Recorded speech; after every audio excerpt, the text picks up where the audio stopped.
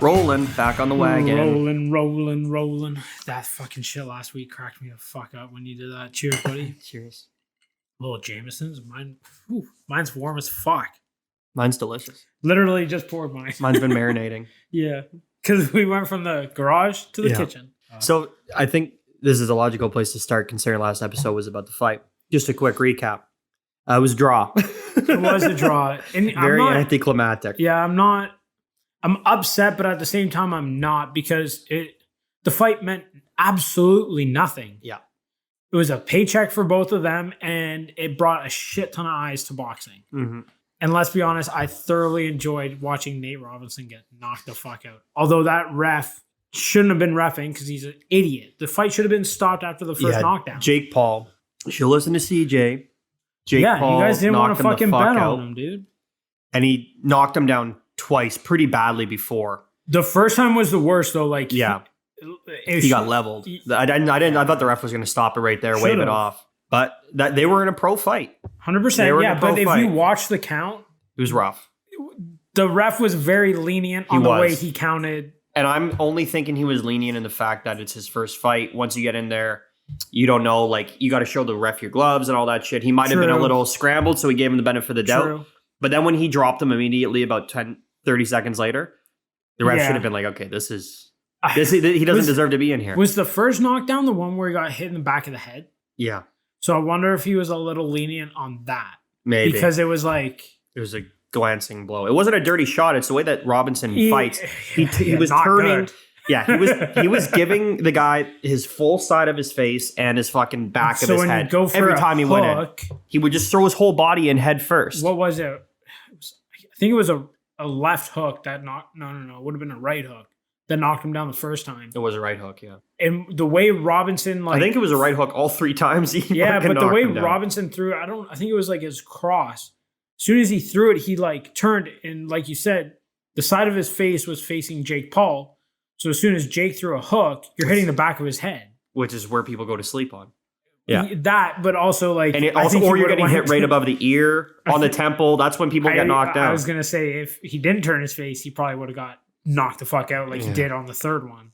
Third one, he got him right on the temple, and he was out cold so bad that he was probably on the mat for 2 straight minutes flat on his face. Yeah, like it was a pretty bad. Like didn't move. You even looked and were like, "Is he dead?"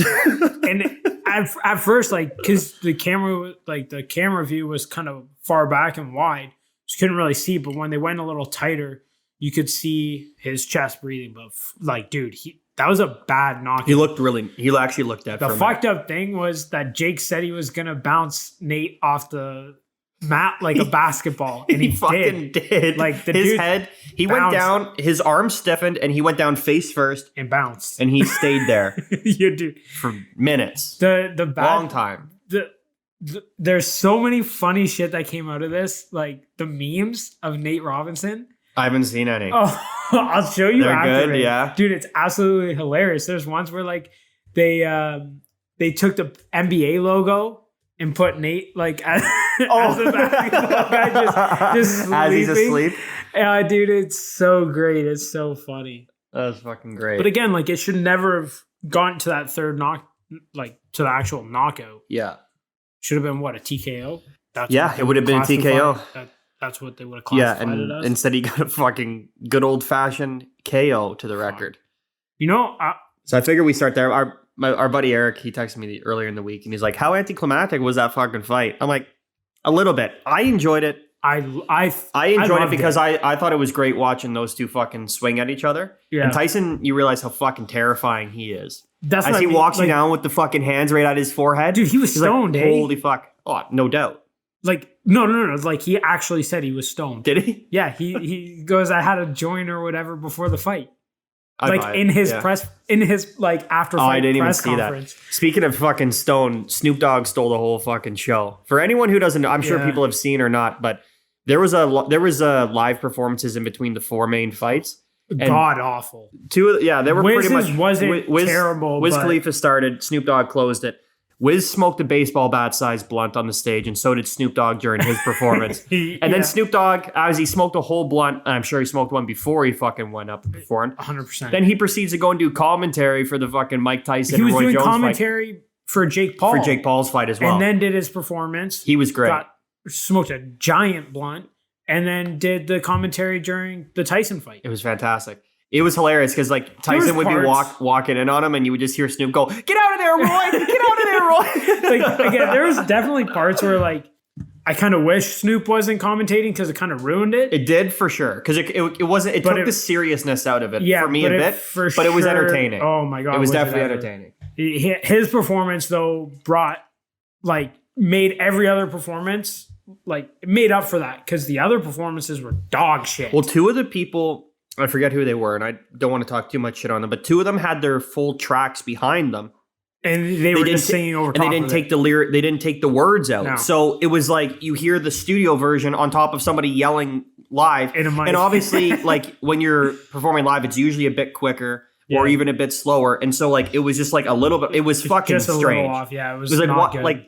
Why we could have probably edited out the fucking lyrics for them. Just type in YouTube, whatever the song is, instrumental, and just push play. Yeah, and go up there and fucking rap. They've got to have the instrumental because that's how they do it. 100%. It didn't make any sense. It was weird. It's not like you make the instrumental as you're doing the lyrics. Yeah. Like they're separate tracks. The only thing I'm thinking of, and I'm just thinking of this now, is maybe their original plan was to maybe lip sync. So they threw that on there. But I doubt it. These are rappers. I'm sure they got more respect than that. But fuck. It was rough. Also, the performances were not very good. Well, also there's no live audience, which would definitely would make a big difference. There's no one, so they're basically just fucking shooting a music video in front of like four literally people. What it looked that was pretty much exactly what it looked like. It wasn't great. But you couldn't even But Snoop stole the show. His fucking performance was wicked. Dude, I love Snoop. I'm a big Snoop fan. But I think you started off with what, gin and juice? It was one of them. Yeah, like here we go. This is a good night. Yeah, and he's already halfway through a blunt. And like this is a thing. Like I don't really listen to new rap because you can't fucking understand it. It's all mumble rap. Some of it is, some of it's not. True, I would say majority coming out of artists these days is like shit you can't even understand. See, it's weird. Like you have to go and find good music because the top 40 shit will all be mostly mumble rap. But then like also there's Kendrick Lamar. Yeah. Right. But I just don't understand why this mumble rap is such a big thing. Like you literally you don't even need words in there. You just make shit up as you do it. I kind of like some of it though. I used to hate a lot of it. I kind of like some of it. Chris is a fan now. Chris is a big I'm a fan girl. I fucking hate it. Like that's why I love Snoop because you could actually understand. But one of your favorite saying. Songs has a mumble rapper in it. Fetty Wap. Save That Money by fucking Lil Dicky. Okay, yeah, but I hate that part. You hate that part? Hate it. Oh, I love that part. I like it when Lil Dicky comes in and he's like, just stop. I can't pay for this. Yeah. No, I thought the chorus with Fetty Wap. Save that money. That's not. You can still understand them. Allegedly. I was talking about the other guy. Who's the other guy that fucking? Oh, I'm not sure. Quan or something like Quan, that. Yeah. You can fucking barely understand him. Oh, okay. So yeah, that was the confusion. I was referring to Fetty Wap. Oh yeah. Okay. The main homie. Yeah, the chorus in that you can still understand. You can still make out the words. Fights were good. I don't really remember the two before Jake Paul. I think I was barely paying attention. We were talking a lot. We were drinking a lot. Money for that. I do. How much did we bet? What, $2? I won 15, but we called it even at 120. just because you for the podcast shit. And like that, I remember when I said that to you at during watching the fights. You're like, "What the fuck? How did you get that number?" And it's how did you get that number? I totally forgot about this podcast shit. Oh, okay. The subscription. Got it. All right. And then I'm like, I'll knock off $5. 120? Yeah, 120. I'm gonna send it to you live on air. Look at this. Live on now? Okay. Look at this. Live on this, paying up my bets so that I can't be called a fucking welcher. It's my fault though, too, at the same time. Like, I kept forgetting to tell you about it. Yeah, you're trying to you would ask me, and I'd be like, yeah, I'll text you. And I never texted you. That's your email? Yep. What? Where? That's your email? Yeah. I was looking at yours. I'm like, no, that's yours. That is your email, Chris. That is not mine. You can save yourself money. But again, the production value on this podcast keeps getting better and better. Live payments of debts, rate, meow, boom. I'm glad we didn't bet on the last fight, like the Tyson fight, especially because they ended it in a draw. Yeah. And I was like, in the after fight press conference, they both said, like, one, it's an exhibition fight. They're like, Tyson's not trying to get back into boxing. He knows he's old. Yeah, he's not going back to the trying title. To do this. He's not going to be fighting fucking Tyson Fury. No, but he wants to do more of these fights with like older dudes. What he's probably trying to do, as we're talking about this, is something similar to like the Golf Senior League. You know, because the seniors, they can't compete with some of the new guys because they can't hit it as far. I don't think it's going to be a league. I think it'll just be like event type shit. Oh, like part of a card. Yeah, I wasn't saying league specifically. I was just using that as an example. Like, there's not going to be records. No. They're all going to be exhibition. But I still think you should be like, this guy won. I think so too. I think 100%. Because if people keep so tuning in to see draws, people are going to stop tuning in. Yeah, people are going to be like, "Fuck this! It's going to be a draw."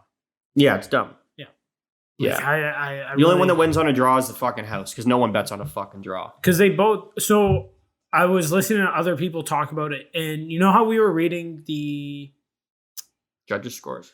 No, not the judges' scores. Like prior to the fight, we were reading like the contract or like the rules. Yeah. And there was like a no knockout rule. Mm-hmm. So that was like a mutual agreement between the two of them. Like pretty much like no headshots. That's why like majority of the fight was all body shots. They still like went jab to the head, but you never saw Tyson go for a hook. I was wondering why like Tyson wasn't hitting the body and then trying to fucking flatline. Yeah. Well, again, they're 50 plus years old. It's dangerous as fuck. Been boxing since they were kids. Yeah. One wrong knock, like again, you get knocked the fuck out at that age. You could die. Literally, that's the end. And again, in their contracts, it stated that death is a problem. Like, yeah. But that's in every combat 100%, sports. But still. I bet you that's in fucking when you're NHL at that age and you're like, again, Mike Tyson has been retired for how long now? 112 years. Is Roy considered retired? Yeah, he actually did retire. Okay. So yeah, they were both retired fighters. Although fighters. Fucking my brain, dumb.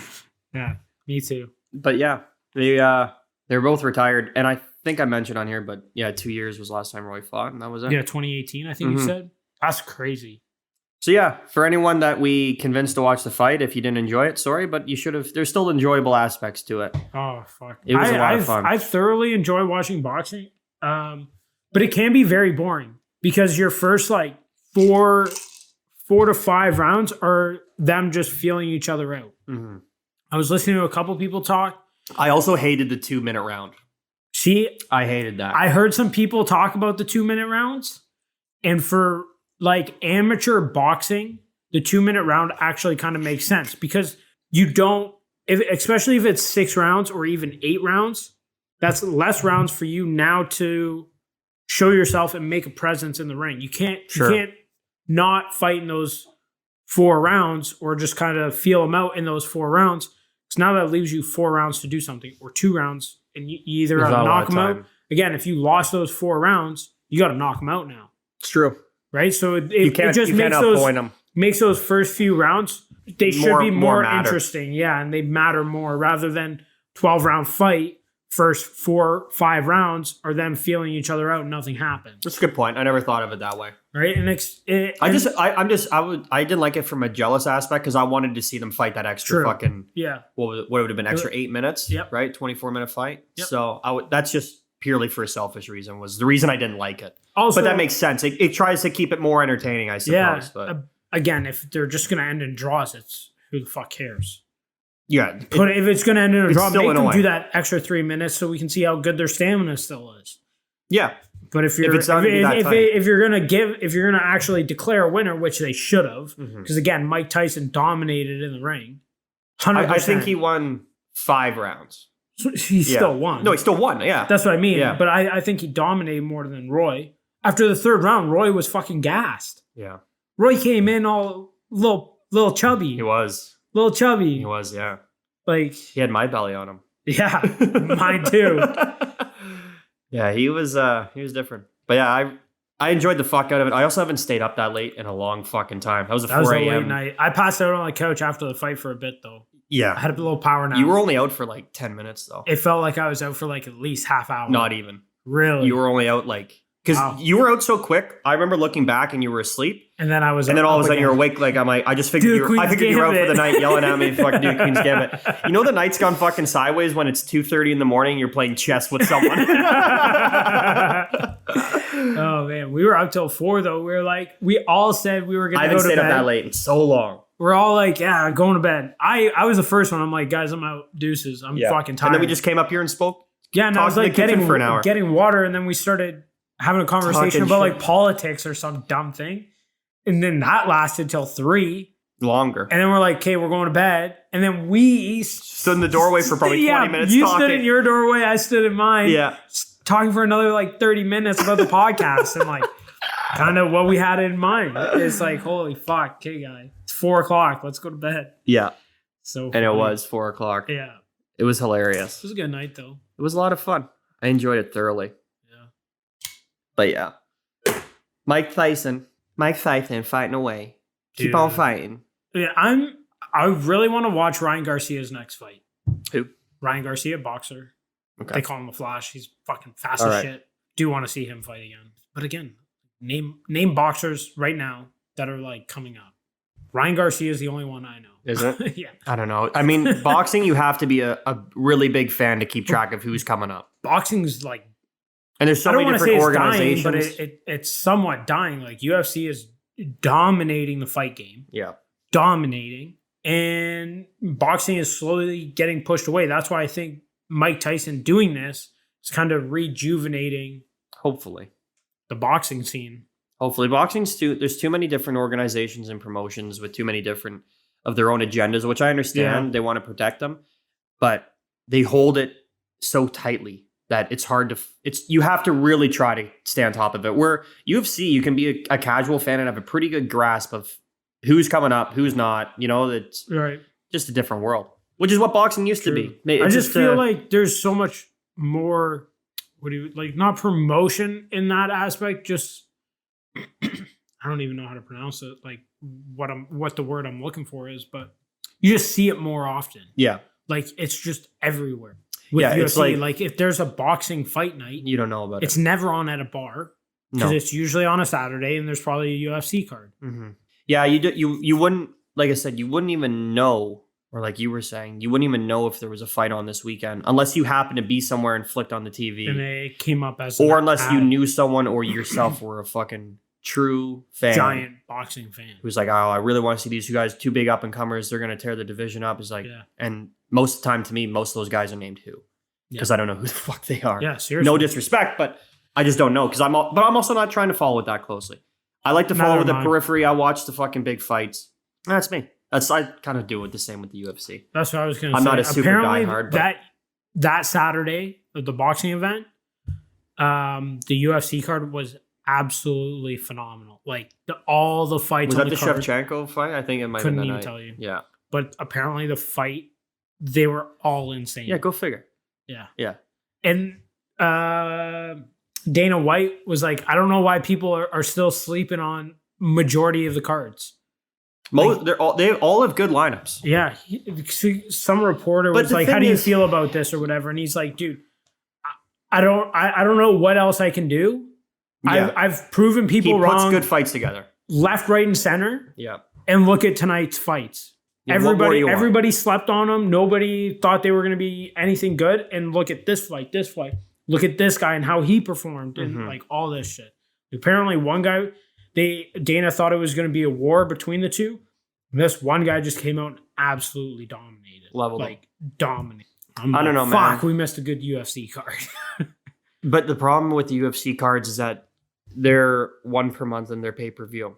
They have their fight nights. I know 3 in. I know. I was gonna say that, but it's insane. Still, if you wanna do the big cards, it gets expensive paying $65 a month extra on top of your cable package 100%. for one fight. Yep. Now, if you didn't have cable, then you can totally justify that cost per month. But and also in Canada, we don't have access to ESPN Plus, where I think is a subscription, and then you get all the fights. It is. Yeah. Now, can you maybe make an account like on your laptop. You could probably do a VP. You could probably skirt it with a VPN or something like that. But you couldn't, like, just us being in Canada, we couldn't even go on to like ESPNplus.com or whatever it is and sign up there. Not without a VPN. Really? Because it knows you know when you go like certain things, it knows your location. I just figured, wow, that's kind of frustrating.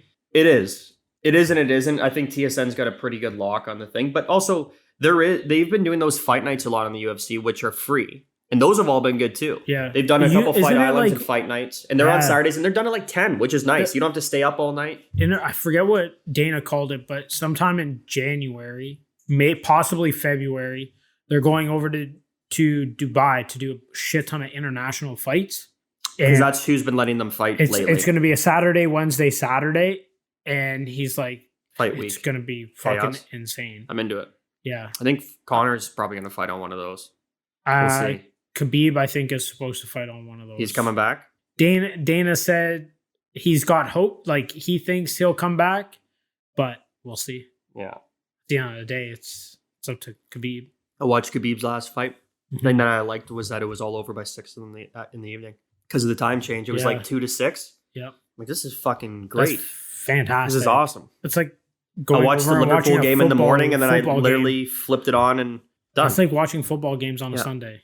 Like, if your team's playing, they could be playing early. Dude, if the Leafs were playing, you still could have watched all the UFC fights and then turned over and put the Leafs on for Saturday Night Hockey Night in Canada. That would have been sick.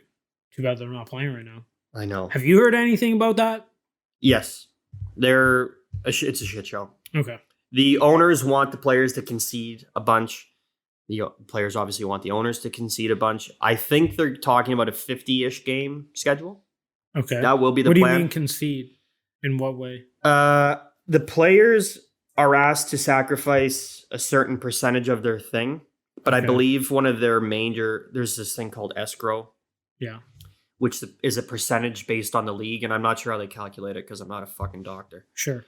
But it's a percentage. Let's say it's average of 10%. So over and above, players have to pay 10% of whatever in escrow. Also, you are a doctor. You have a PhD at Aardvark University. Thank you for bringing that up, but I'm trying to stay modest. Okay, sorry. So the players want to limit that number because there's less games. And I think the league is trying to make up for lost revenue by having the players basically chip in on it. Right. More or less. We got billionaires arguing with millionaires. It's the same thing that was hanging up the baseball season for so long. Okay.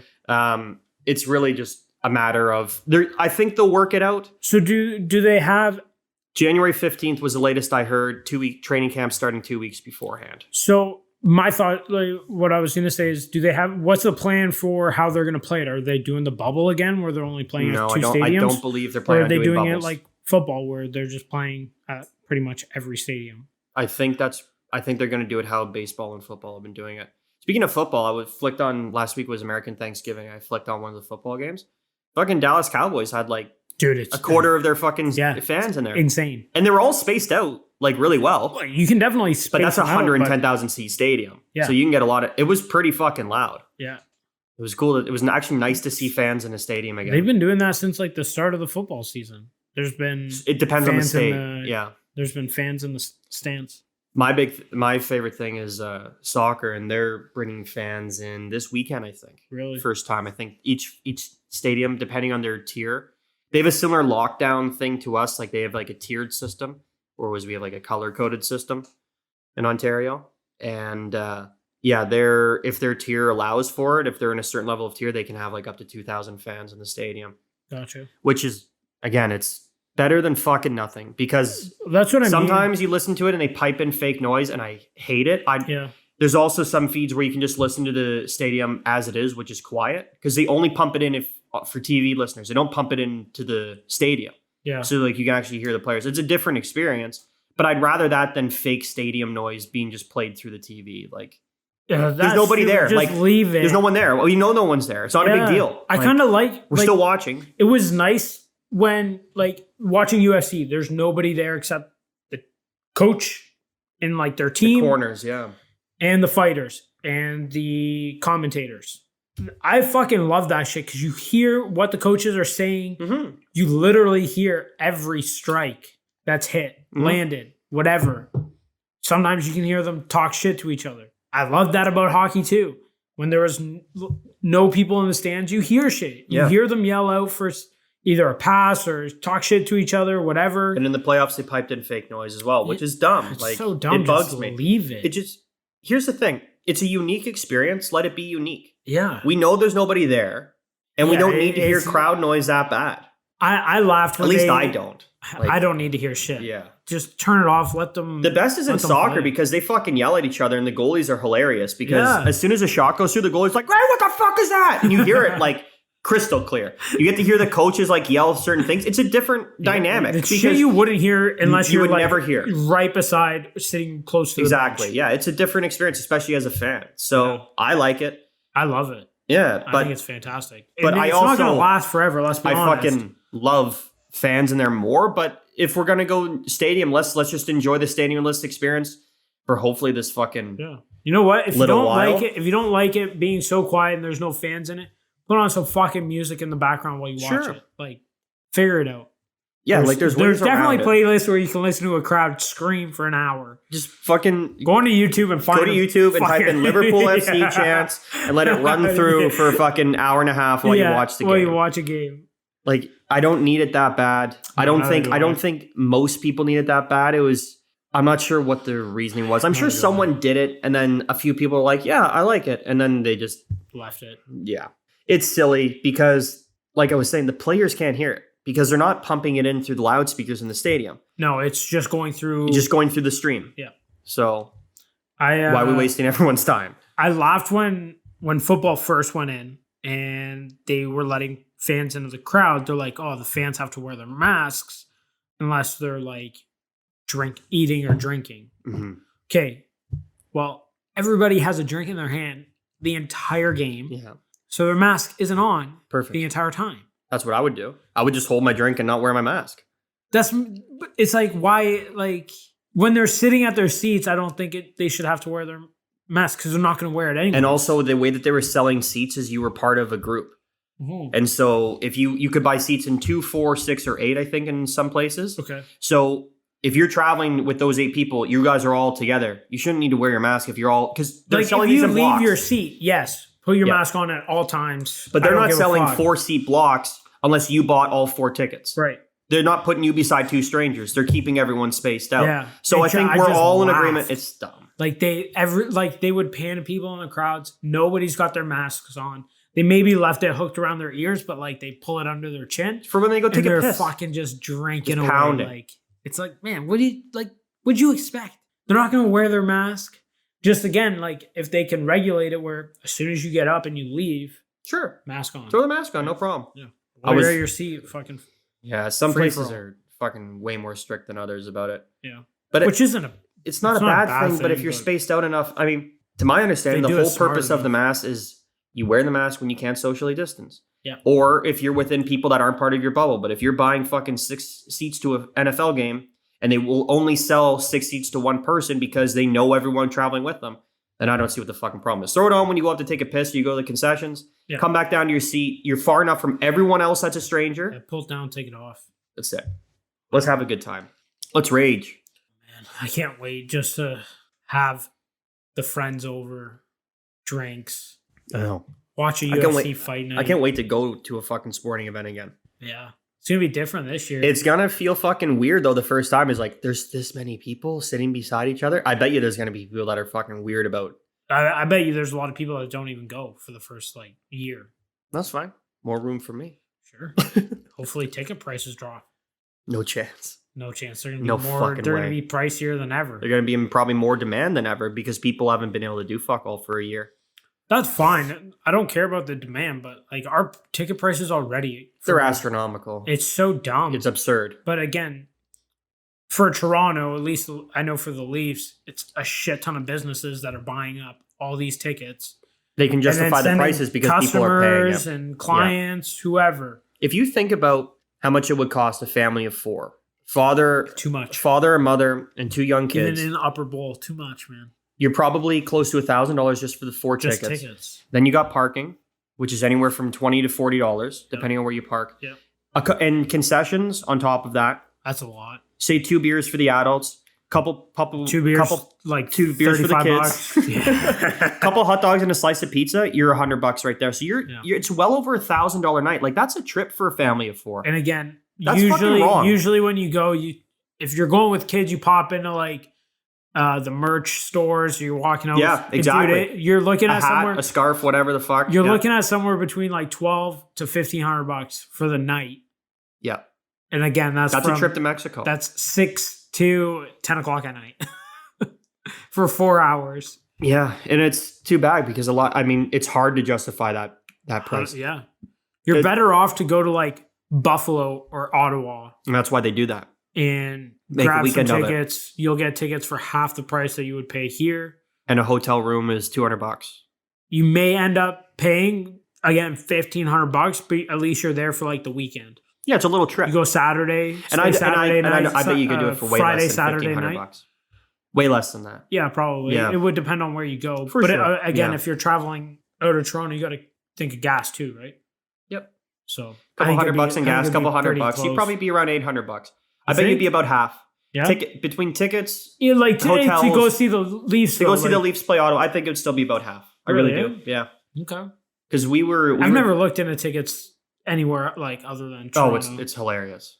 Oh, I bet it is. I've heard. As far as the other Canadian cities go, the prices are a joke. Montreal is pretty high.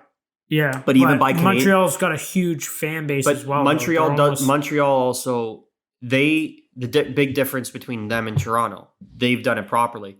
Is 95% of that crowd is not a corporate crowd. That is fans. That's me and you there. Yeah. Friends, that was family. The one thing I loved about Montreal. It's a fucking ruckus crowd because it's actually fans.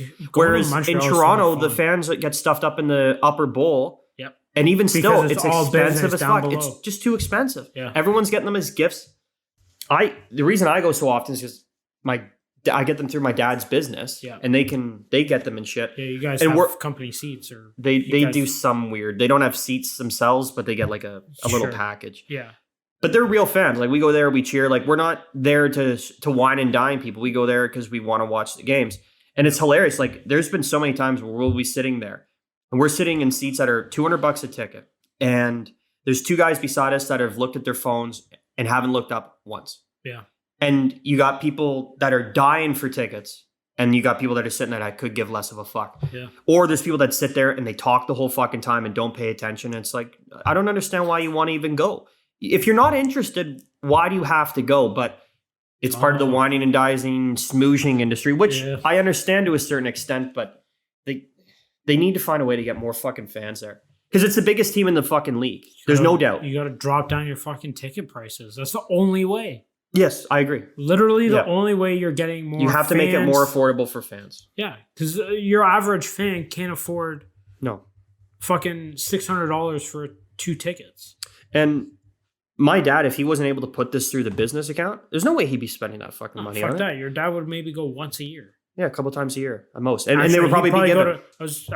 He'd probably go to Montreal if he was going to watch a game. Which he's been doing for a long time, yeah. We started doing that.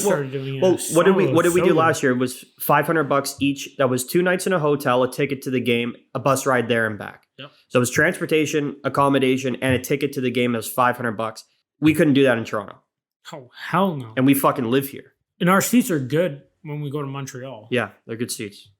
If you're a Leaf fan, go to Montreal for a game because it's so it's completely different. Mm-hmm. I remember the first year we went for your birthday. Even though you say it's not for your birthday, it's still for your fucking goddamn birthday. We were there on my birthday. Yeah, so we went for your birthday. No. Like every year, it's like, it's not for my birthday, but it's on my birthday. We're going to go. It's like, okay, cool. We're going for your birthday, whatever. I'm like, you don't have to beat around the bush on this. Just say we're going for my birthday. But we went, and it was just me and you that went the first year because we only had 2 tickets. Your dad got Which is hilarious because there was 6 of us that actually went on the trip. Yeah. But only 2 of us went to the game. Yeah, now let's be honest. We had 3 other buddies that just came and drank and had a blast. Shane was the only other one that would actually want to go to the game. Yeah. Rob at that time didn't really give a fuck. I don't think Eric gave a fuck. They all would have gone just because it would have been a good experience, but they're not diehard hockey fans. Yeah. Which is fine. Yeah, that's fine. But oh my God. Yeah, we had 5. There was 5 of us. And my dad was also on that. He went there separately. Yeah. With his buddy. That was a fun trip. That was a really fun trip. And it was a good game. The first year was fantastic. Yeah. But just the atmosphere it's crazy in the stadium. And we won that first year, which was like even better. The atmosphere. Because like leaving was like the best. The best, yeah, because anyone who's not a hockey fan, Montreal does the ole, ole, ole, ole fucking singing. And they like to do it when they get up a few goals and they like to be cocky and arrogant, which is fine. Yeah, that's cool. But the best is when the tables get turned and it's the Leafs fans in Montreal singing it because it's a piss up, right? Yeah. Like it's a wind up on them. And we were walking down the stairs after that game. Leafs won in overtime, and it was deafening how loud the ole, ole, ole was, and it wasn't Montreal fans singing it. And then we went into the fucking bar afterwards, and it's all Leaf fans, and it's singing and yelling. It's it's not just the game itself; it's the whole city for that weekend. Yeah, is something that any sports fan should do. Is like there's certain 100%. Things you should do. Like you should see certain there's probably NFL games that you should see that are a rivalry game. There's hockey, I would say Montreal, Toronto. In a Montreal on a Saturday night is something you got to do. I would go, Montreal. A Liverpool, Manchester United game for the atmosphere. It's for the fans, right? Like that, just to be there as like a neutral even would be fucking insane. Yeah, and that's the fun part about it. So much fun. And the thing is, like, people, like, everybody talks shit to each other. Like, Leaf fans talk shit to Montreal fans. They talk shit back. Yeah. Yeah, but it's fun. It's just fun. Like, we were talking shit while the game was going on, and then intermission, we're fucking laughing with these other guys, like literally everybody around us, Montreal fans, Toronto fans, and we're all just getting along. Yeah. And then during the game, it's like, your team's fucking shit. Yeah, which makes it fun. Yeah. The only people that fuck that shit up are the people that take it fucking way too seriously and get too fucking pissed up and they start swinging at each other. It's like, dude, you guys are all dumb for fucking doing that shit. Relax. But it's very rare. Like that's again, I don't think I saw one fight while we were there. I'm sure there were, but people are dumb. Yeah, so people get drunk and they get a little carried away. Well, especially in Montreal, because you could like realistically, if you want to go crazy on that Saturday, you can be in the pub at 10 a.m. and the game's at 7, and you can be fucking well-oiled, absolutely trashed, walking into the stadium. Yeah, and then now you got some other fans that are chirping you. You can see how it can spill over. Yeah, but again, 99% are good, which is what you got to focus on. That sports bar we ended up going to last year for breakfast. Was the greatest find ever. And I can't even remember the name. I think it was called like Last Sports or something like that. I know the place. It's because we went to one place. We had the hardest time finding a breakfast place. Just to get some like greasy ass breakfast. Yeah. We had the hardest time. We went to this sausage place, but it was like lunch. It was hot dogs. Yeah, it was literally like hot dogs, sausages, and it was like you go there for lunch. And I looked at Chris. I'm like, I'm not going to eat anything. No, I said here. the same thing. We had a beer and we walked on to the next place. We're out. And we found this Last Sports or whatever it was. And, dude, fantastic breakfast. Like a nice big breakfast. Yeah.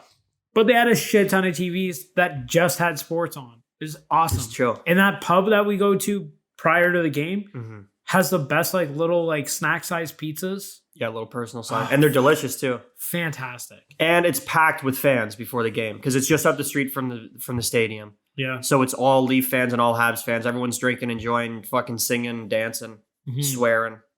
Oh yeah, it's great. I love it. Like all the Leaf fans are like, "Go Leafs, go!" And then all the Montreal fans are like, "Home, yeah, home, home." It's so funny. Yeah, it's good. We experienced it both years because this year that we lost in overtime, the year before we won in overtime. Yeah. But you notice that it changes the atmosphere. But it was a good game though. This like past year, it was still a good game. Yeah, it was fun. It's always better when you win. It wasn't a blow. It's not like we got absolutely stomped. Which would be a long night because then they're fucking. They would just be hounding you. Yeah. If it's a close game, they're less likely to fucking chirp on you. They're still gonna chirp. They're still chirp you a bit, but it's when if they get up a couple, it wouldn't be fun. Yeah. I've been pretty lucky. I think I've seen 4 games there, and I think I've seen 3 Leafs wins. Fuck, that's a good ratio. I'm 50-50. Yeah. We've only gone twice, right? I've gone twice with you, and I think I went twice before. Yeah. I've been twice before. Yeah. So it was great. Recommended for anyone, even if you're not a fan of either team. Like if you enjoy sporting events and you enjoy them for the atmosphere and the whole thing. Being in Montreal on a Saturday night, Leafs Habs is different. One of a kind. Fun. Really fun experience. I gotta ask, who's the Lint fan and who's the Ferrero Rocher? Oh, you're referring to the advent calendars on my counter? Yeah. Who's? Antonia's is the Ferrero. I didn't ask for one. I was given one. Good choice. I'm the Lindt guy. Yuck. You don't like Lindor chocolate? Like, I like it, but I'd rather Ferrero. You're a scumbag. You're a scumbag. Give me your shirt. I want your shirt so bad. I wish we went to the gun store when we were in Vegas. Yeah. Next time I go to Vegas, I want to just do the strip. Like, gamble, party, sleep. Do it like an very old school minimal degen. sleep. Yeah. Because when me and Audrey went, we did Antelope Canyon, and that was a full day. Now, it's a day trip. We had a fantastic dinner after. What is Antelope Canyon? Oh my god! It's I went to Vegas and I just looked at the fake Eiffel Tower and like fucking the red. Oh, the red. I know the one you're talking about. Canyon. Yeah, thing. It's beautiful. I would rather do that than the Grand Canyon. Have you been to the Grand Canyon? Yep. I heard that. Have you? Yep. You liked it better.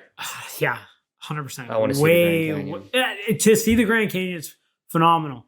I think if I were to do the Grand Canyon again, I'd want to do the trip where you go in like to the bottom of the Grand Canyon. Because I think that and then looking up at it would be way crazier than standing at the top and looking down into it. When I went, I went with Antonia, and she doesn't gamble, so I felt bad like wanting gambling to gambling the whole time. Audrey doesn't gamble. So I would do like maybe half an hour a day. What you're saying is we should go. Well, I think we should go with people that like to gamble and people that don't like to gamble. See, there's times where like I'm like I could care less if I gambled, but I'm more than happy to watch like my friends or just to watch other people gamble. Yeah. I find it very entertaining. And to be fair, Antonia was not bothered at all. She's like, go for it. Neither was Audrey. But I also had never been there before. She'd been there. I think that was her third time I was there with her. She third went or fourth for time. Work though, right? She went like twice for work and once with her mom for her 50th. Okay. I think that was her fourth time. So she was just leading me around the city, and I enjoyed it. We saw all the great shows, but we just stayed on the strip, which I was happy with.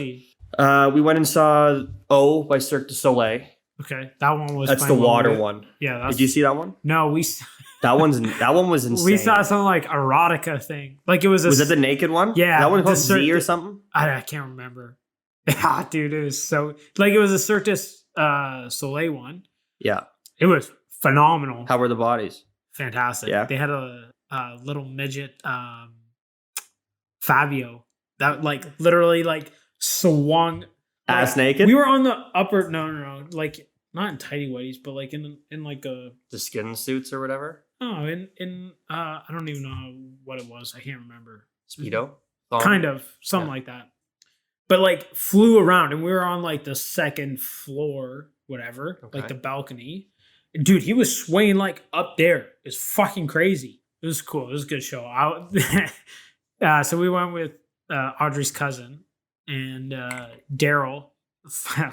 We had a great time. Daryl is chuckling throughout the whole thing.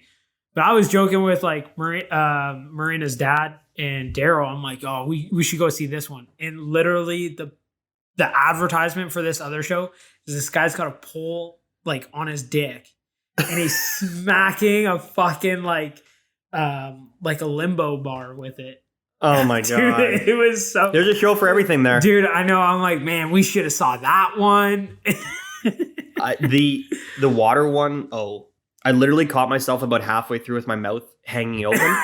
Like I was like just dude, shocked at what I was seeing. I'd never been to a Cirque du Soleil show in my life. That was my second or third one. So that alone, the shit that they do, but also the stage, like at times becomes fully in water. What? People are doing they'll do like at times it'll be flat and then all of a sudden it's water and people jumping from 50 feet in the air, swan diving into the fucking stage and never seen again. It's insane. What? It's fucking crazy. It's dude, Vegas is crazy. Yeah, that show is a spectacle. And I literally caught myself halfway through. We went to I think it was Tony the same is day. Over there trying to hold your jaw closed. Yeah, it was fun. Like we had a good afternoon. Like we went to Margaritaville, which was right across from the Caesars. Yeah. And they have a 5-cent beer happy hour. We never went. We were like, because you told us before we left.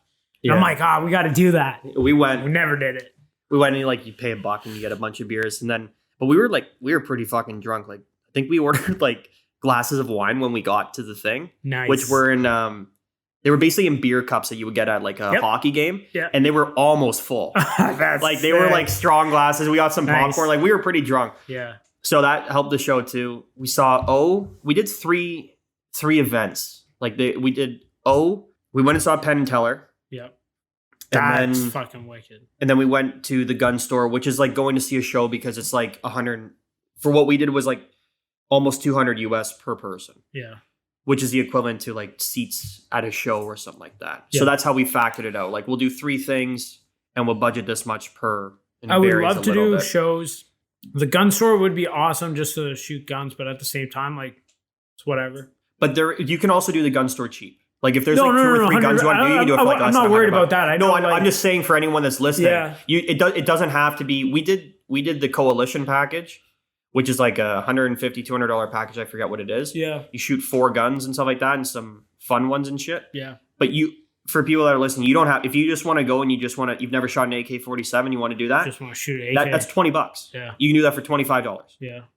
Which is full mag. I think they give you a mag and 2 mags. 2 mags, something like that. Like my dad, when he did the M16. He's like, because I saw the Vietnam War on TV when I was growing up. That was his reason, which is fair enough. Yeah.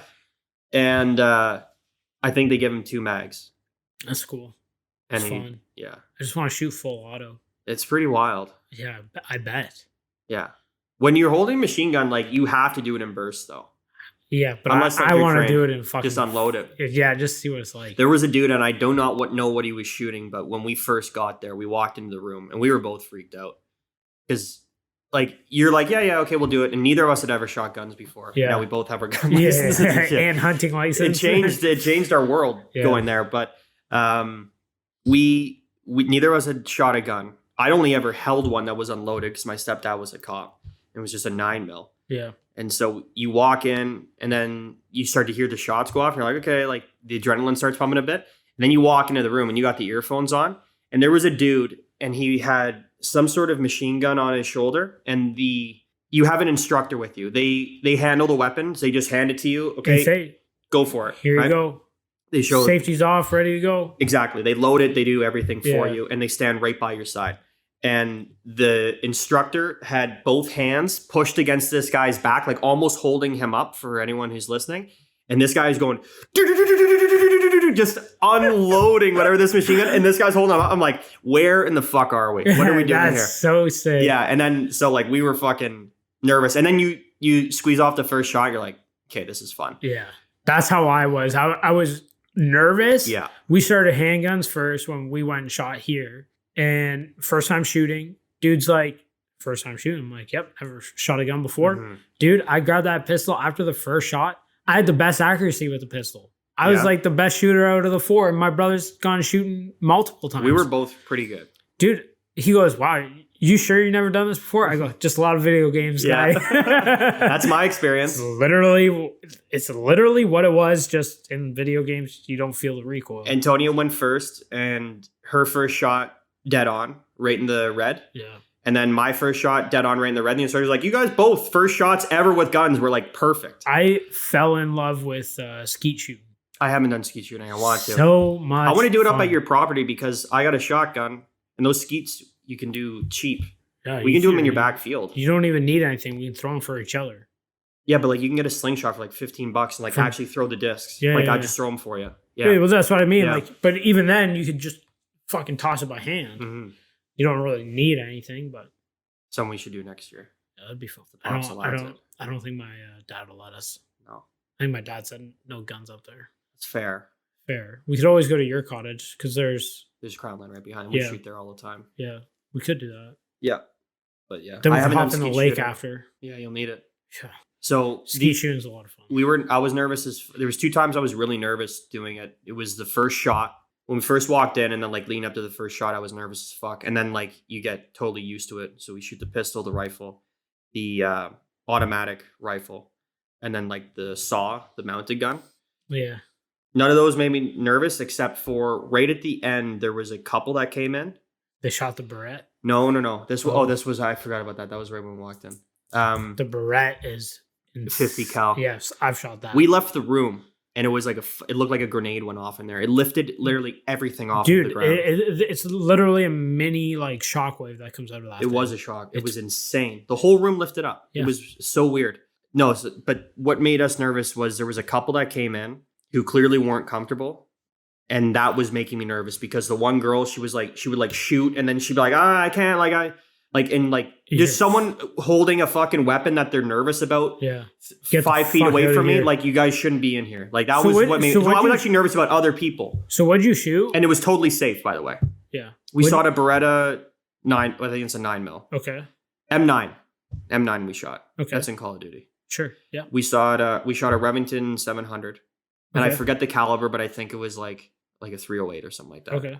It wasn't like crazy, and it was on a bipod. Then we shot the M4 machine gun. Yeah.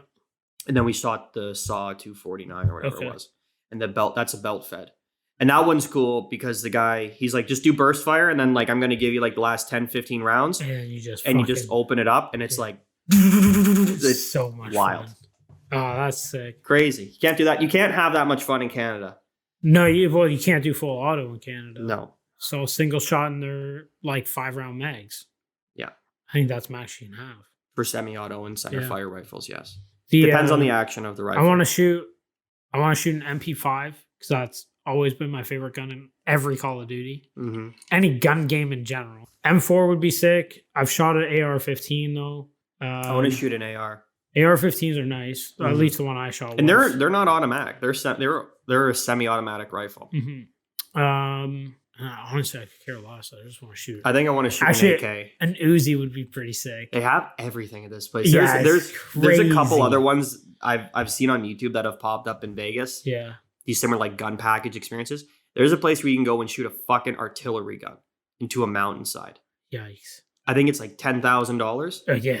Yeah, because the fact that you can get on a plane and 4 hours later drive in the desert and fire off an artillery round is fucking hilarious. Yeah. And I like it. I'm glad that's alive. But it's fucking scary. I've seen like there's all these I think that place is called Battlefield or something. I think there's a place, it's either in California or Texas. And this is where like they train like Keanu Reeves. That's in California. It is? Yeah. Dude, I want to do that so bad. You can do those here. You can do tactical shooting. Yeah, but that place is like the top of the top. It's top level. Yeah. But if you want to do like the pistol tactical training, you can do that here in Canada. Really? Yeah. 20 minutes down the road, you can do that. That'd be fucking cool. Most ranges have it there. And like there's like weekends where like they'll do competitions or they'll do training for it. And you can learn how to shoot tactically here. Yeah. With your own guns too. So fucking cool. Mm-hmm. Here's the problem with guns that no one wants to address. They're fucking fun. They are. And they're like anything else. They're a hobby, their thing, but they have to be fucking respected, obviously. 100%. And most people do. And yeah, I'm a big fan. It's just I shot. I was it's not what you think it is. Like dude, on my way home, I was like looking at all of Jesse James's custom AR-15s. You just get obsessed. Holy fuck, dude! Some of the rifles that he makes are absolutely spectacular. One of the people we do work with, he's our site super, and he's a huge gun guy. And he literally Wednesday we were down in the cafeteria for lunch, and he pulls out this shell case, and he's like, cop round. It's a 9mm. I pick it up, and then he plunks down a fucking he's like, civilian round, plops down a fucking 50 cal. Bullet right beside, like a shell casing from before. Yeah. And it's just hilarious. Like one is like an inch tall and the other one's like triple the size. Yeah. In height and width. Yeah. And they're both fired out of a pistol that you can order. It's fucked. Yeah. It's funny. Fucking 50 cal deagle. There's so many videos of people just getting smoked in the face with like the recoil. Like they shoot it. And I don't know. Imagine. Dude, it'd be like holding onto a cannon. Yeah. But it's like, because you see some people and they're like, they're not big. They're not like big muscular dudes or ladies. Are there people one-handed those? Yeah, man. Wow. They fucking one-handed. And then you got other people that are two-handed. And you're like, oh, this guy's going to be like, okay. And the guy just like smokes himself, like the recoil. Boom! And just cracks himself in the forehead with it. And it's like, Jesus, man. Like, stiffen up a little bit. Don't be so lax. For anyone who doesn't know guns, and I'm sorry if you don't know, but whatever. Eat shit. No, that's not what I'm saying. That's not what I'm saying. The shorter the barrel, the harder the recoil.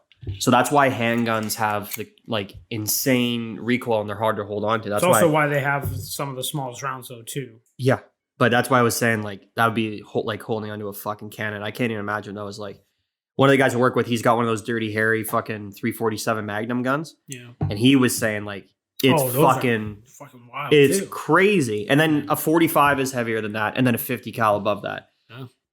You got to have a good grip on that bub way, or it's gonna fly right out of your fucking hands. Yeah, man. I don't know. How the fuck did we even end up talking about guns? Vegas. Your shirt. Yeah. Your shirt. I was jealous. I wanted it. But yeah, Vegas is a place where you can literally do anything. There's a hotel. There's a Hooters hotel in Vegas, I did not know that. It was right as you're walking up the strip. If you look to the left, it was off the strip. Yeah. But it was a Hooters hotel. I was like, what fucking greaseballs are staying in that place? Off the strip, we're staying at Hooters. Come on. Christ. One of the most fun days that we had while we were there, we went to old Las Vegas, like the old strip. That place is Fremont wild. Street? Yeah. That was our best night for sure. That place is wild. We went during the day. I kind of wish we went at night. But we also went and we found a casino and I was playing roulette and it was either 50-cent table or 25-cent That's table. Also the nice thing about Fremont Street is the gambling is cheap. You can do $2 fucking blackjack tables. Literally put down where in $5. The big casinos is minimum $20 a hand usually. Depending on the time of day and night. You can find $10 and $15 tables. I was going to say there's always $5 tables though. You got to look for them and they're usually busy. If one hotel is really busy, you could go to New York. And their table, they have one or two tables that are $5. Sure. Now, late at night, those $5 tables are jammed. You're not getting on. Yeah. Or you're waiting hours to get on. Waiting hours to gamble to lose your money I got better things to do. Yeah. I'll go hang out in the bar with my friends. I'll go watch other people. Sure. But yeah, dude, I put $5 down. I'm like, fuck it, whatever. Dude, we probably spent an hour there. Were you dude. I didn't put down any more money and I walked out with money. Perfect. It was fantastic. And whether you won $20, it's still better than whatever. I think I walked away with $30. So I went up $25 just at that one table. Which is anytime you're taking money out, if you break even at a table when you're walking away, you've won at a casino. But it was cool. Not losing is winning. Yeah. We went to some other hotel that was off the strip. Maybe by 2 minutes off the strip, not far. And dude, that place was cool. Again, tables are cheaper because it's off the strip. It's not. Yeah. They're just trying to get people in. Exactly. But that was fun. Does Audrey gamble? Not really. She plays the slots, and I don't know why she plays the slots. She always loses. I shouldn't say she always loses. There's times where she goes up a shit ton of money, and it's hey, maybe let's go. Because usually we go to Niagara Falls in January. Yeah. For a family getaway with her, her family. And she'll always go in with $40 or whatever. And sometimes she'll go up Friday night or Saturday. And then Saturday night go back. You give it back. And she'll lose 80. Yeah. That's how it works. It's why do you keep putting it in? Stop playing slots. First time I ever. But I hate gambling here. Hate it. It feels rigged. Honestly, it's not the same experience. It 100% isn't, and I said this because we went to. It's obviously not. We went to Vegas, but then it just has right such a stuffy feeling. It feels like you're not enjoying yourself as much. It like you said, it feels rigged, and that's how I felt after I got back from Vegas. Because then we went to what's the place? Rama. I was gonna call it Rona. Rama. We went to Rama, and all minimum buy-ins were $15, I think, that night. Mm-hmm. And again, the table was jammed. Everything else was $25. And this was a day before Christmas. Yeah. And I lost.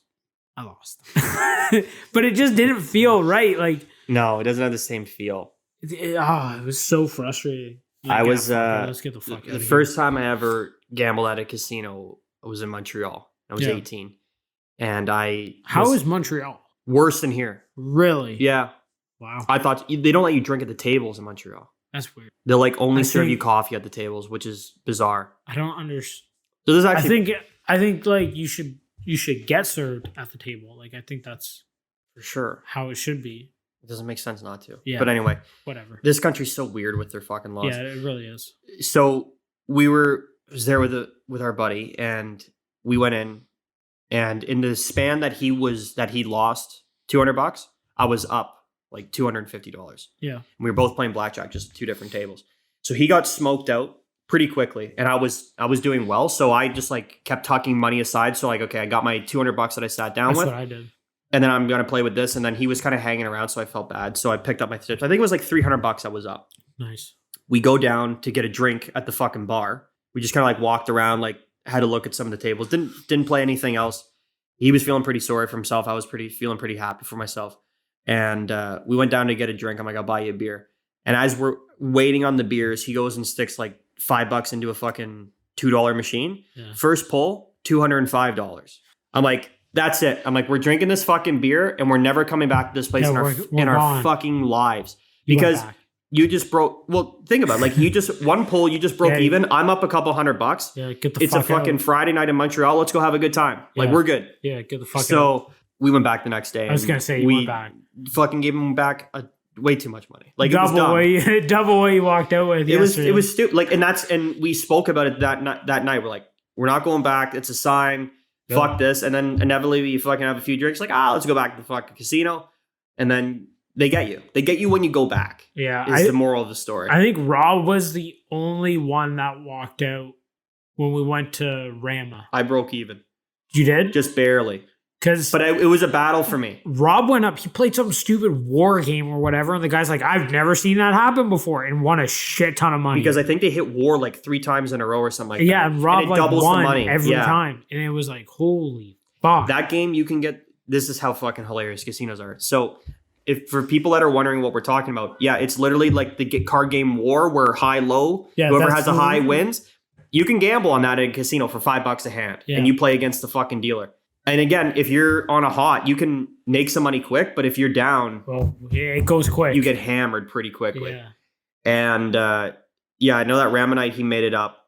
I was up and down. Oh, I was down. Then I was down, and then I went down. I think I ended up breaking even, but then I spent a bunch of money while we were waiting for a cab at the bar. Yeah. But that was fine. That's expected.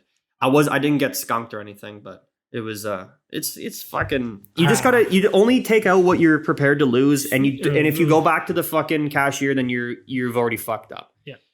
Because once the money's gone, you got to say the money's gone, and that's it. Because you've set it side to side. I went down a little bit. I'm like, okay, I'll come back, or I won't. We'll see what happens. You guys were still playing, so I'm like, I'll go back. Went up, and there's nothing worse than hanging around in a casino, because then you get the fucking itch to fucking throw $20 down on something. And I was even. I'm like. You're like, let's go. You're even. Let's get the fuck out of here. I'm like, let's play a couple more. Lost it all. Yeah. Like, fuck. It's gambling. Yeah, it is. But again, like you said, it was money I was prepared to lose. If you're cool with losing it, that's all. But if you just can't be gambling with shit. We asked the cab driver when we left Vegas. I'm like, what's the craziest thing you've seen? And he said he's seen people walking to the airport in Vegas because they spent every fucking penny they owned. They couldn't even find $20 for the cab ride to the fucking airport. Jesus. And I felt fucking sick to my stomach when I heard that story. But that shit happens all the time. All the time. They will come out with fucking lease papers like, okay, this is a fucking lien against your house. You want to do this, and then you sign it, and then a fucking dealer turns over an ace, and you just lost your fucking life. Like, what is that? It's fucking crazy. Fuck. It's craziest story that I've heard is when you said you were sitting down at that blackjack table. That lady walked over, knew like everybody on the floor, like the table manager or whatever. Oh yes. Okay. She like flew in like every weekend. This was in Vegas. This girl lived in Colorado or Texas. I think she was Texas. And I'm gonna say she was in her 60s. And so I'm sitting at a blackjack table in Vegas, and wasn't there long, and she came in, and yeah, literally she walked in like she owned the joint. She was saying, hey, Bill, he's the pit boss. Hey, Dave, the fucking card dealer. Pit boss. Managers are walking up. They're saying, how's it going? Whatever. I'm like, you're pretty important. And she's like, yeah. I'm like, how often are you here? She's like, I come in every weekend. So they fly her in. Yeah. They pay for her rooms. They do whatever. And she's retired and she's got money to burn and they're happy to let her fucking burn it on them. Go ahead. And they fly her in. They give her great room. I'm sure they comp all of her dinners, a few shows, whatever the fuck she wants. Yeah, and she spends so much money at the casino. This wasn't like I was strolling around the casino at 10 in the evening. This was fucking like 2 in the afternoon. Yeah. Which is like kind of like the doldrums of the casino. I was going to say it's kind of like the doll moment. Kind of, yeah. Everybody's either still just about waking up or around midnight. Just going to bed. Around midnight, people are getting back from a show. People have been liquored up. That's when the casino's fucking bumping. Yeah. But I totally forgot about that girl. But yeah, she was shaking hands and kissing babies on her way into this fucking place. Kissing babies. They fucking saw her coming from a mile away. That's hilarious. For those wondering what the beep was, ribs are almost ready. No, it's dishwasher. Fuck. It smells so good in here. I am starting to smell it now. Yeah? I smelled it as soon as I walked in. I'm like, oh man, they just ate. Wonder if there's leftovers. Oh. There will be. No, I'm only joking. Oh, shit. So yeah gambling's wild. Vegas is fucking wild. It's I enjoyed it, but I don't have the urge to go back, if that makes any sense. I would like to go back. I'm the same way. It's not like I need to go back. If someone's right like, away. hey, do you want to go and we'll plan a trip? I'd be like, sure. But I'm not going to be like, where should we go this year? Vegas. Yeah. I thought it was kind of whatever. I enjoyed it. See, I want to go back because again, like we There's lost also a day lots there. of different shit to do. We lost a day there doing the Antelope Canyon trip. So, and for me, I wanted to just do Vegas, but it was for Audrey's birthday. Like we were going, like it was in celebration of Audrey and Marina's birthday. So I'm like, whatever. You want to do Grand Canyon? You want to do Antelope? Let's do it. I'm like, I've seen Grand Canyon. I've heard phenomenal things. I've heard other people say they would have done Antelope over Grand Canyon. And she's like, let's do Antelope then. So we did Antelope. And that was fantastic. We didn't do a bus. We did a plane. So that was a lifesaver. We didn't have to spend like 4 hours in a fucking bus there and back. That would have been a 16-hour day. Yeah. You wouldn't even want to go out at night. That was nice because by the time we came back, we like chilled in the room for a bit. And then we went out and had like one of the best dinners I've had ever. So there you go. So you were at least able to still go out for dinner. Like fucking kings. Yeah. Fantastic. Where did you guys go? To some steakhouse within the Which hotel were you guys at? Lux or whatever. Luxor. That's the pyramid? Yeah. It was a steakhouse in there. It was good. Yeah. It's fantastic. Like, let's be honest, like there's not many bad restaurants on the strip. Mm-hmm. Yeah, dude. We got lost in Caesar's Palace, like the mall. Like that little mall they have in there. Yeah. We got lost in there. Did you? Yeah, we ended up going out like a maze. Like a back, like not an exit. And it was like where like shipping and employees go. We just like ended up walking out to the strip from there. Like around the whole hotel. Yeah. Jesus. Our best night, you mentioned Fremont Street. We went in the evening. Yeah. And I bet you it was wild during the day. I don't think our plan was to like stay there as late as we did. Like we're just like, we'll make a night of it. Hours. Go for a couple hours, back probably like midnight or something like that. We were there till like 2 or 3 in the morning. There was 2 live bands. There was a live band when we first got there, right on the street. Yeah.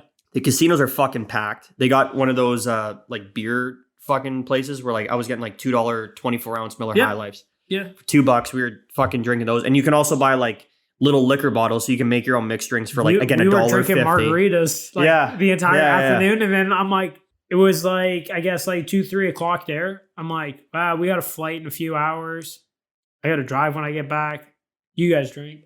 Yeah, it was. I got to sober up. It was at nighttime. It was like it was literally like a freak show, but I liked it. Like it was like it was a freak show during the day. Yeah, I'm sure. So cool. It's weird. For those that have never been or seen anything, what I didn't know is like all the performers or whatever, they have like these little circles that they can't leave. That's their buster spot. Yeah, that's what they rent or however it works, and they can't leave that circle, and it is fucking wild. It was their little circle of happiness. And there was this, you know, the people that dress up in silver and they try to stay still and shit. Well, this dude obviously didn't get the memo that you're supposed to stay still because he's like, there's a live band and he's like doing fucking air guitar and he's fucking singing and dancing. I got a video of him on my phone. He was hilarious. That's awesome. There was trans furries like dancing in one circle. I'm not even sure what they were up to, but they were having a good time. There was this band that was just probably. Yeah, they were. They looked like they were having fun. And also, Fremont Street is an indoor street. Like there's a fucking screen on the ceiling. Yeah. People are zip lining there the whole night. Dude, that shit is sketchy. Audrey's got a story about that. Yeah, I'm not fucking into doing ziplining and I was like, you guys are crazy. Did she do it? Yeah, her and Marina did it. And I'm like, you guys are crazy, but go ahead. I'm not doing ziplining. Me, Daryl, and Marina's parents, we just were like, we're going to get more margaritas. Yeah. Deuces. We'll see you at the other end. Fuck that. Not for me. Yeah. So there was this band that was wrapping up. We're like, oh, that's good. Like, it'd be nice. And then probably like 20 minutes later, another band starts up. And it's the best fucking 80s hair rock band, cover band in the history of the world. They're called Spandex Nation. You can look them up on YouTube. Spandex Nation. They were fucking awesome. And we were fucking drunk. So we were rocking out. We were like front row. Sick. And it was like a concert. We had a fucking blast. We just kept running in, getting booze. Yeah. Coming out. They were fucking rocking and rolling. One of them looked like one of my uncles. So we kept yelling like, Uncle Steve at the fucking guitarist while he's shredding. And he looked, because like they were wearing wigs and shit. Like they were obviously like cheesy. It was part of their stick or whatever. Who cares, yeah. They were, but they were like, they could play. Like they were fucking good. And this dude's shredding on the guitar, and the whole time we're just yelling Uncle Steve at him. People probably thought we were out of our fucking minds. Like, who the fuck are these people? We just were so drunk, we thought it was hilarious. Like, Uncle Steve! Uncle Steve! Fucking raging. And I think we were out till like 2 or 3 in the morning on Fremont Street. Yeah. I think they probably wrapped up around 1 or 2. Time, you lose time like crazy. Especially when you can't see that. Well, if it's dark, it's dark. But in there, it's light. It's like it's a fucking TV screen ceiling. So you don't know what the fuck's going on. But people are having fun. Yep. That's for sure. And it has a totally different fucking vibe. You can do whatever you want there. That's the thing. Yeah. Like it's really there's something place for everybody. Yes, there is. Antonia has been to Vegas 4 times. She loves it more than I do, and she doesn't gamble. Yeah. Which you would think that people that want to go to Vegas, they just want to go to gamble. No, like that proves to that it's fucking something to do. Dude, anything you want. There's so many shows, and there's shows all throughout the day. And yeah, they're all amazing.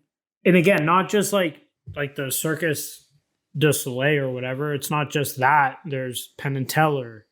It's a whole whack of shows. There's a shitload of comedians. There's a ton of stuff to do. Carrot Top was there. He's been there for like 25 years. Yeah. I think Britney Spears was just starting a fucking residency while we were there. Like, you can go to concerts. Yeah, somebody else was doing Cher's been there for years. Elton John was there for a while. Celine Dion's been there since she fucking made Titanic. Like, as soon as she fucking sung My Heart Will Go On, they're like, perfect. You can be in Vegas for the next fucking 50 years. Yeah. Have at it. It's fun. Vegas is crazy. It's a lot of fun. It really is. It's a pretty wild place. Still want to do, what's it called? Stampede.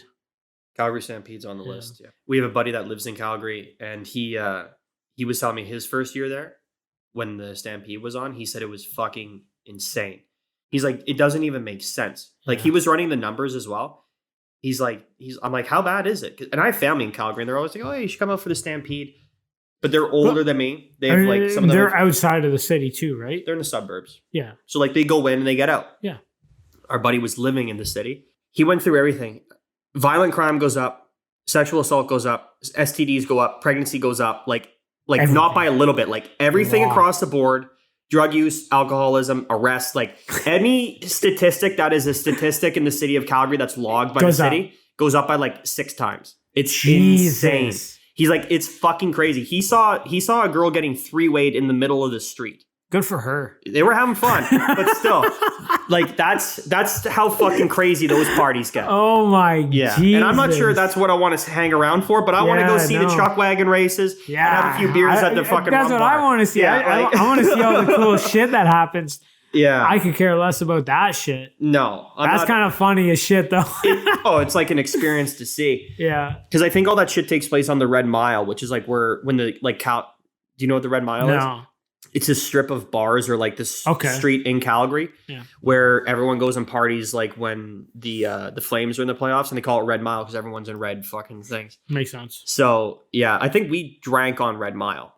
Probably. But we didn't know we were on there. We drank at a lot of places. I think most of them were on Red Mile. I still remember that fucking rum bar. Great jerk chicken. Yeah, good rum too. Yeah, I know. I saw. It was. I had a rough morning that morning. I like. I want to go back for Calgary Stamp. I'm hoping fucking next June or whatever the fuck is June or August. As soon as I think it's June, isn't it? As soon as it's open. Definitely. I don't think it's August. Because I think if we had waited like another, maybe it is August. I think it's a couple months after we were there. We were there in May. Yeah. We couldn't have asked for a better weekend that we went, though. No, we really couldn't. It was fucking perfect. Plane ride was a fucking blast.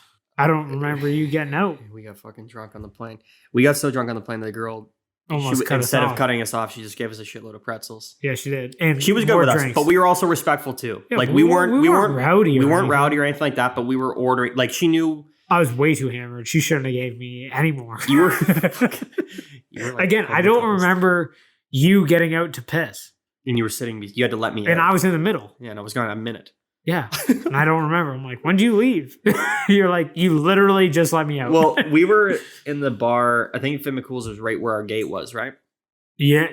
Yeah, it was like right there. Like 4 or 5 Guinness before we got on the plane. Yep.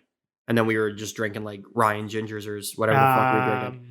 Gin and tonics. Gin and tonics. You were drinking. I wasn't drinking gin and tonic. I was drinking like Ryan Ginger or something. Yeah. Like in doubles too every round. Yeah. Oh, we got to Zach's and I pretty much just passed out for the entire night. You were gone. Yeah. We ordered a pizza. You ate a pizza and you were asleep by like 9. Yeah, you guys were also drinking beer though. Like I find once I get on liquor, I can't go back to beer. Beer will slow you right the fuck down. Like I can't do it. Even now, like we had a beer last night. It was fantastic. That was probably the first beer in months. Yeah. I just can't drink beer. I don't enjoy it as much as I don't enjoy it as much as I used to. What do you think? You got anything else you want to do, or you want to wrap this puppy up? Let's fucking wrap it up. Perfect. As always. Thank you. Sincerely. Yeah, thank you very much. You can find or email us at mail.twoseasonapod@gmail.com. Hit me up on my Instagram. It's CJ Shade. Or on our Facebook. We got a Facebook page now. 2 Season a Pod. Literally on Facebook. It's at 2 Season a Pod. Find us wherever. Yeah. Find us on all the platforms. Spotify, Apple Podcasts. Tell your friends. Don't tell your friends. Keep listening. Don't keep listening. But we appreciate all of you and thank you. But very much. Listening. Hopefully, yes. Yeah. Keep listening because it gives us an excuse to keep doing it. Which I'm really enjoying. I don't think we're going to stop either way. No, I don't think so either. But yeah, it's still fun. Yeah. So again, thanks everybody. And we're out. Deuces.